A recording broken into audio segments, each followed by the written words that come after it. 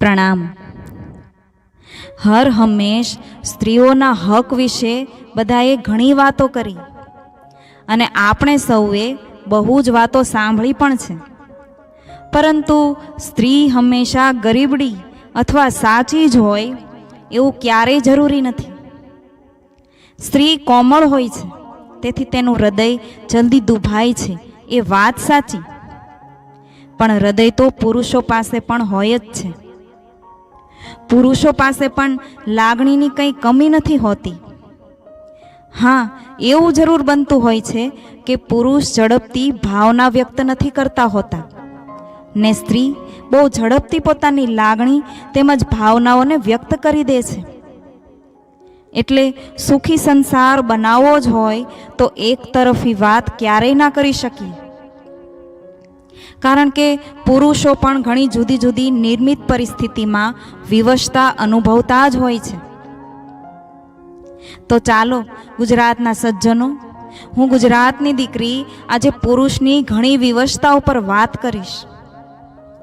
પણ મારા વહાલા ગુજરાતીઓ, તમે મારો વિડીયો અંત સુધી જોઈને મારો સાથ અવશ્ય નિભાવજો હો, એવી મારી નમ્ર વિનંતી છે. નાનપણથી લગ્ન સુધી એક પુરુષનું જીવન જોઈએ તો તે તેના પરિવાર સાથે રહીને ખૂબ ખુશ હોય છે. માની આંખનો તારો હોય, બહેનોનો દુલારો હોય, ભાઈઓનો સાથી હોય અને બાપાનો ભાવિ સહારો હોય છે. આખો પરિવાર ખૂબ હળીમળીને રહેતો હોય છે. બધા ખૂબ ખુશ તેમજ આનંદિત હોય છે. પરંતુ ઘણીવાર એવું બનતું હોય છે કે જ્યારે એ પુરુષના જીવનમાં લગ્ન બાદ એક સ્ત્રીનું આગમન થાય ત્યારે ભલે પુરુષને પોતાનું ઘર નથી છોડવું પડતું, પણ અનાયાસે જ પુરુષ પોતાના મા બાપ, બહેનો, ભાઈઓથી દૂર થઈ જાય છે. તો ક્યાંક અંશે એવું પણ બની જ જાય છે કે સ્ત્રીએ આવીને જ પુરુષના જીવનમાં વિષ ઘોળ્યું. આમ થોડું ઝીણવટથી જોવા જઈએ તો એવું પણ જણાય કે સ્ત્રીને લગ્ન બાદ પોતાનું ઘર છોડવું પડ્યું હોય છે તો ક્યાંક એ પીડા તેની દાઢમાં દબાવીને જાણે કે તેનો બદલો વાળતી હોય એમ અમુક વાર ઘણા પરિવારમાં પુરુષને પણ ઘરના બાકી સભ્યોથી દૂર કરી દે છે. અને ઘણીવાર ઇનસિક્યોરિટીના ભયથી પણ આવી બેવકૂફી કરી નાખતી હોય એવું લાગે છે. પરંતુ આ બધી પરિસ્થિતિઓમાં પુરુષો ભીતરથી ખૂબ મૂંઝાઈ જાય છે. બહારથી એવું બતાવે છે કે હું બહુ ખુશ છું, પણ વર્ષોથી જેવી રીતે બહેનો, મા બાપ તથા ઘરના અન્ય સભ્યો સાથે પ્રેમથી રહેતા હોય એમાં અચાનક જ પત્ની ના આવવાથી દૂરી આવી જાય છે. માટે અસહ્ય પીડા અનુભવાતી હોય છે. પરંતુ કંઈ કહી પણ ના શકે અને સહી પણ ના શકે, કારણ કે આપણા સમાજની પ્રચલિત શિખામણો એવી છે કે પત્નીને તો સાચવવી જ પડે. મા બાપ, બહેનો કે ઘરના અન્ય સદસ્યો માટે ઘર થોડું ભાંગી નખાય છે. એટલે ક્યાંક અંશે એ ઘર પણ ના ભાંગી શકે અને પોતાની ઈચ્છા પ્રમાણે પરિવાર સાથે હળીમળીને રહી પણ ના શકે.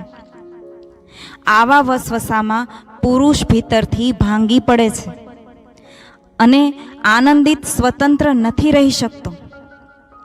કદાચ મા બાપ, ભાઈ બહેનો, પરિવારથી જુદા પડવાની પીડા એને ખૂબ હોય છે.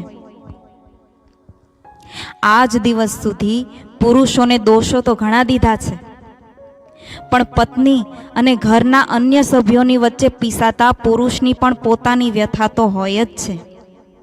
આ વ્યથાને એક સ્ત્રીએ સમજવી પણ ખૂબ જરૂરી લાગે છે મને. કેમ કે જો એક સ્ત્રી એવી ઈચ્છા રાખે કે પુરુષ તેને સમજે તો પોતે પણ પુરુષની વ્યથા, પીડાને સમજવી જ પડશે. તો જ સંબંધોમાં બેલેન્સ જળવાશે. એક સ્ત્રી પોતાની પીડા તેના પિયરમાં તેની મમ્મીને કે કોઈ બીજા સાથે શેર કરીને હળવી થઈ જશે.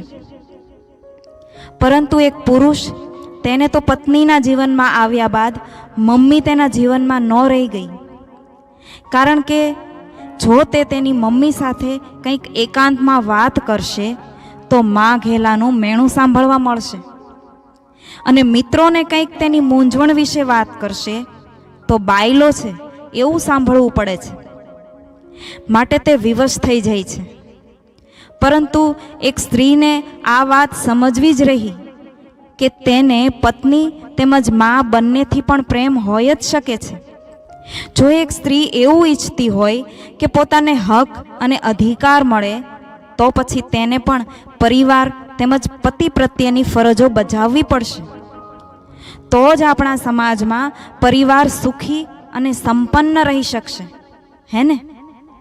મેં મારો દ્રષ્ટિકોણ આપની સમક્ષ રજૂ કર્યો.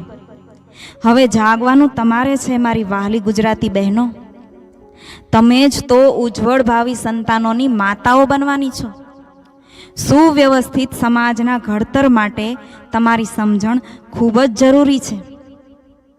મારા ગુજ્જુ મિત્રો, મારી કોઈ પણ વાત તમારા હૃદય સુધી પહોંચે તો અવશ્ય મને કમેન્ટ કરજો. એ મારા માટે સરાહનીય રહેશે.